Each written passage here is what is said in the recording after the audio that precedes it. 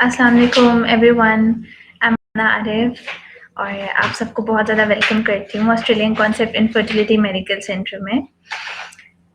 शुरू करने से पहले हम अल्लाह का नाम लेंगे और सूर्य नास के साथ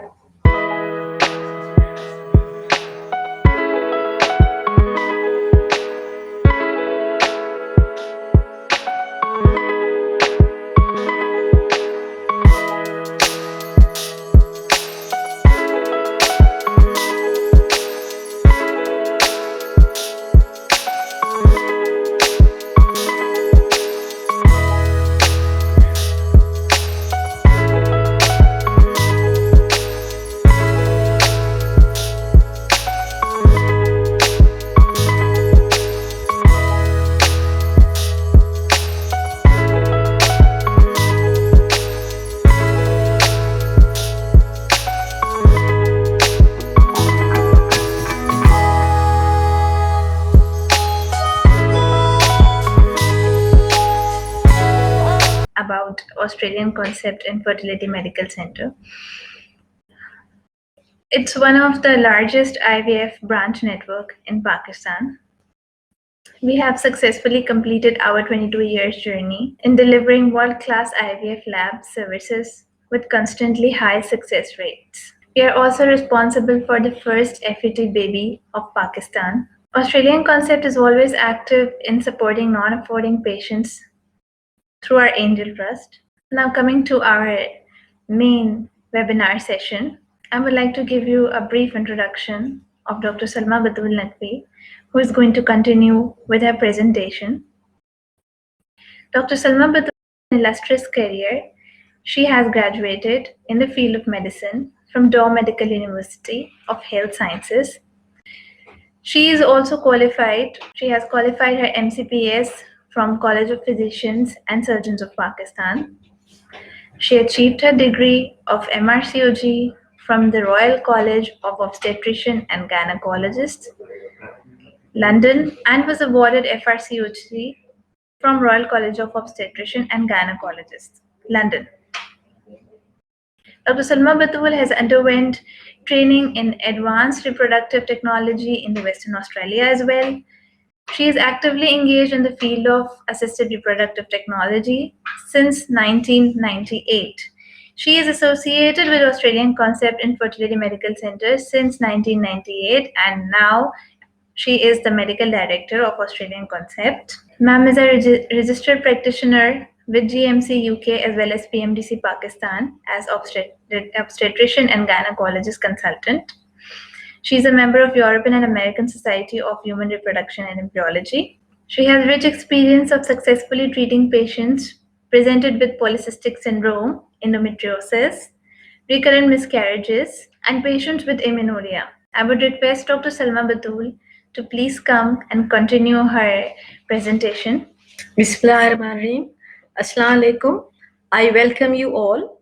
Today I am going to present about WHO type 1 anovulation, an update on diagnosis and implications for long-term health and fertility treatment. The World Health Organization type 1 anovulation disorders include hypogonadotrophic hypogonadism, hypothalamic amenorrhea, and hypopituitarism. The conditions are associated with estrogen deficiency and therefore have implications for long-term bone and cardiovascular health. Evidence suggests that multidisciplinary care with timely induction of puberty, appropriate hormone replacement, lifestyle modification, counseling, and behavioral therapies, ovulation induction with gonadotropin releasing hormone is associated with improved reproductive and other health outcomes in women with these conditions. The WHO classifies an ovulation into three types based on serum measurement of gonadotrophins like follicle stimulating hormone and luteinizing hormone and the estradiol hormone. The WHO 1 type disorders are characterized by hypogonadotrophic hypoestrogenic state. The type 1 disorders are characterized by hypogonadotrophic hypoestrogenic state.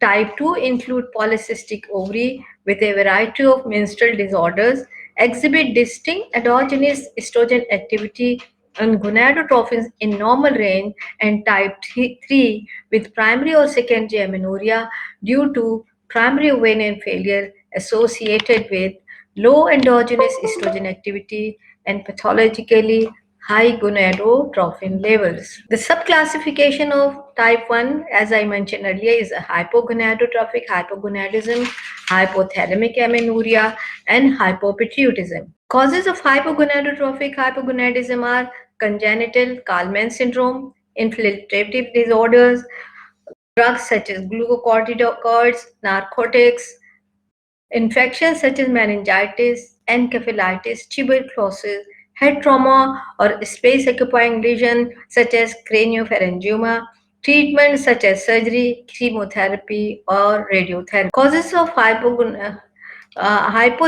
amenorrhea is excessive exercise, eating disorders, nutritional deficits, psychological stress, critical illness, chronic illness, or a malabsorption syndrome, that is celiac disease and inflammatory bowel disease. Causes of hypopituitarism are empty sella syndrome, aplasia, hypoplasia, isolated pituitary hormone deficiency, multiple pituitary hormone deficiency syndrome associated with pituitary hormone abnormalities, trauma, and pituitary tumors, infiltration, Sheehan syndrome, like postpartum pituitary necrosis.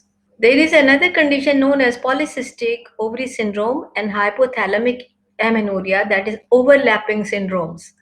Ovaries morphology, ovarian morphology, and serum AMH levels are not discriminatory with regard to the cause of anovulation, as their results may appear similar in PCOS and hypothalamic amenorrhea. There are many overlapping features between PCOS and HA.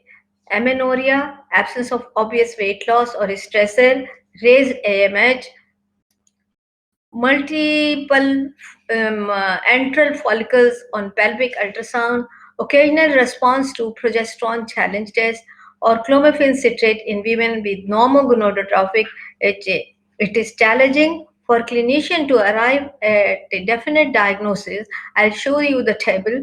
Some clinicians recommend using another diagnostic category of PCOS HA as mixed picture for women who exhibit features of both conditions.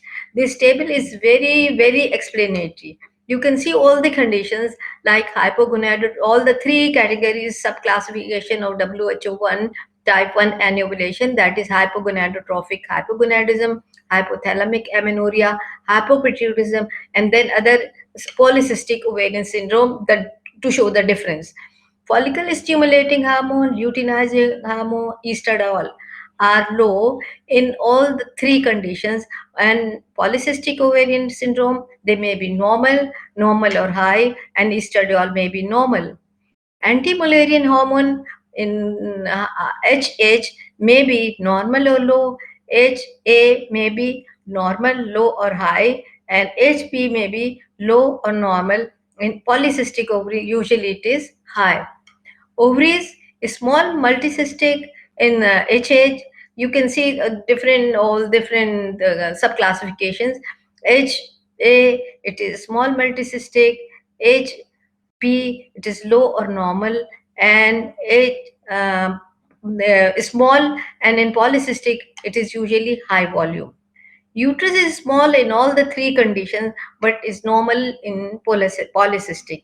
Endometrium is also thin in all the three subclassifications and thick in polycystic ovary. Body weight, normal or high in HH, low or lean in HA, any it could be normal, low or high in HP, and any in polycystic ovarian syndrome. So this table shows where all the clinical, biochemical, and ultrasonograph features of disorders of ovulation. This table is very easy to understand all the conditions. Next, please. I would like to show you the difference between multicystic and polycystic ovaries.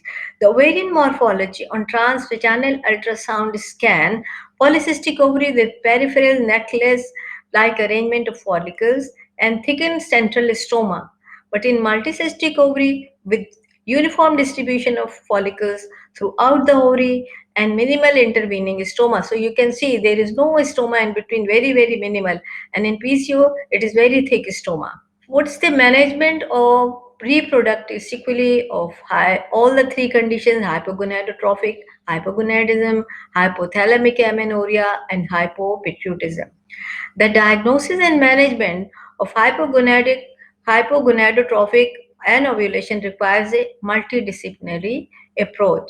Input is usually required from pediatrician, endocrinologist, reproductive medicine specialist, psychologist to ensure appropriate management of affected women depending on the cause of anovulation and their individual circumstances.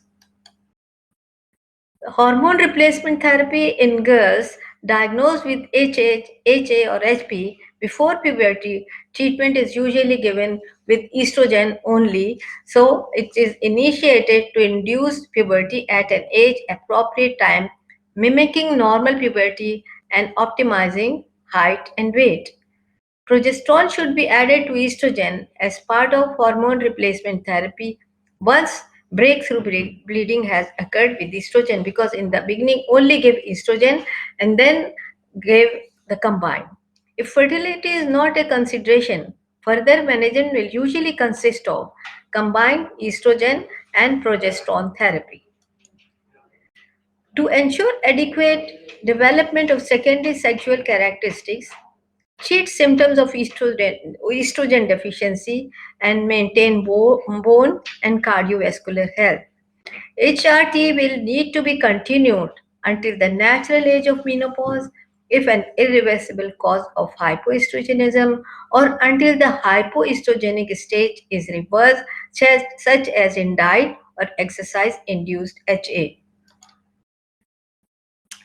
To low bone density, transdermal natural estrogen therapy with cyclic oral progesterone is recommended in teenage girls and women who have not had return of menstruation after reasonable trial of nutritional, psychological, or modified exercise intervention.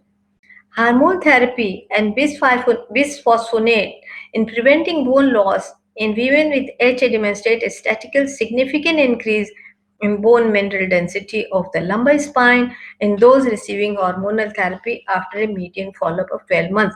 But in young girls, bisphosphonate is not recommended. Prevention of cardiovascular caused by hypoestrogenism, timely estrogen replacement reduces the risk of ischemic heart disease and associated cardiovascular disease, mortality associated with low estrogen level in young women. Lifestyle changes and morphological and pharmacological measures is ask the patient to increase the caloric intake and reduce intensity of exercise, which can lead to weight gain and resumption of menstruation in women with HA caused by restricted diet or intense physical therapy. Cognitive behavioral therapy may improve the endocrine profile and reproductive functioning in many women with HA. CBT resulted in a high rate of ovarian activity than did observation. Leptin therapy is not yet recommended because very limited data is available. Fertility treatment for WHO type 1 ovulation. Most women with WHO type 1 will achieve a pregnancy with ovulation induction treatment in the absence of other contributory causes of subfertility. Women who are unsuccessful with ovulation induction will usually need IVF treatment as the next step. IVF treatment appears to be as successful in this group of women as with other causes of subfertility. Women with HA who have high serum AMH level and multifollicular ovaries should be carefully monitored during stimulation as they remain at high risk of ovarian hyperstimulation, as I showed you the photograph earlier, because they have many follicle distributed equally as compared to PCOS. These women have more chances of hyperstimulation. It is recommended that clinicians should only induce ovulation in women with HA who have a BMI of at least 18.5 kilogram, and only after attempts to normalize an energy balance as a means to optimize health before pregnancy to reduce the risk of fetal loss, small for gestational age babies, preterm labor, delivery by cesarean section in underweight women. Because of lack of sufficient evidence, kisspeptin and leptin are not recommended for treating subfertility associated with HA.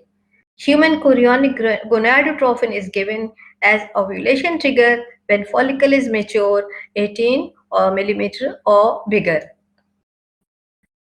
In most women, the length of ovulation induction cycle will vary between 10 and 20 days. Monthly chance of conception is about 20%, the same as natural conception, and it may take few months to achieve pregnancy. The risk of multiple pregnancy is about 5 to 10% with this treatment. Offer amenorrhea or women estrogen offer in amenorrhea. If the patient is amenorrheic, then offer estrogen placement just before starting ovulation induction treatment for at least 2 to 3 cycles to improve their endometrial response during stimulation. Endometrial thickness has a direct correlation with pregnancy from ovulation induction. In women with HA, no pregnancy were noted in study when the endometrial thickness was less than 7 millimeter. Clomiphene citrate for hypothalamic amenorrhea. Women with hypothalamic amenorrhea respond well to 50 to 100 milligrams of clomiphene for 5 days at the beginning of the cycle. When women should therefore be offered this option before using gonadotropin injection whenever possible. Pulsatile GnRH treatment is suitable only for women with an intact pituitary gland, especially for women with idiopathic HH and HA once optimal weight gain has occurred. The GnRH may be administered intravenously, subcutaneously, intramuscular, nasal, or sublingual routes. Subcutaneous route is commonly used. Pulsatile GnRH treatment has a lower risk of multiple pregnancy than gonadotropin injection.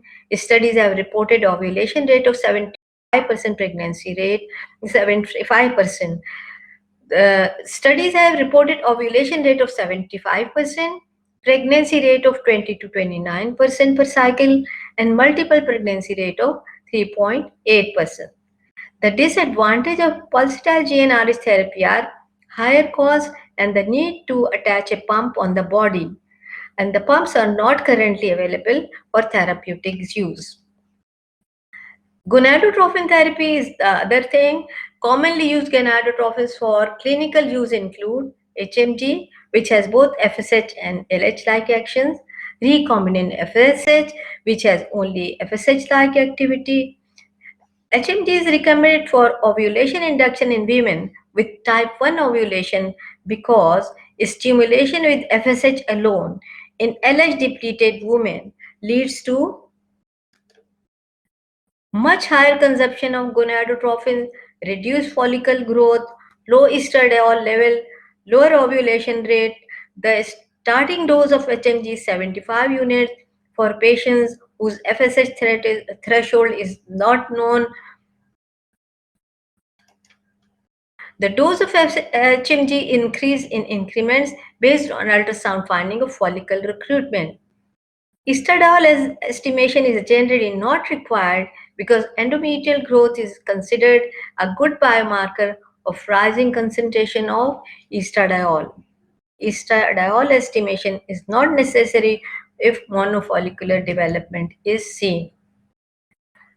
Belen et al. Conducted a study of 77 women with HH and 20 women with HA. The study demonstrated a cumulative conception and live birth rate in first course of therapy and after 12 cycles of treatment of 82.1% and 65.5% in HHA group and 95% and 85.3% in HA group. The miscarriage rate for course of treatment were 22.9% in women with HHA and much higher, that is 32.3% in women with HA. The reported incidence of severe ovarian hyperstimulation syndrome with the treatment has been less than 1%, but multiple pregnancy rate up to 30% have been reported. Women with HA and HH with multicystic ovary morphology may be more prone to, as I mentioned earlier, hyperstimulation because of increased number of follicles in the antral pool.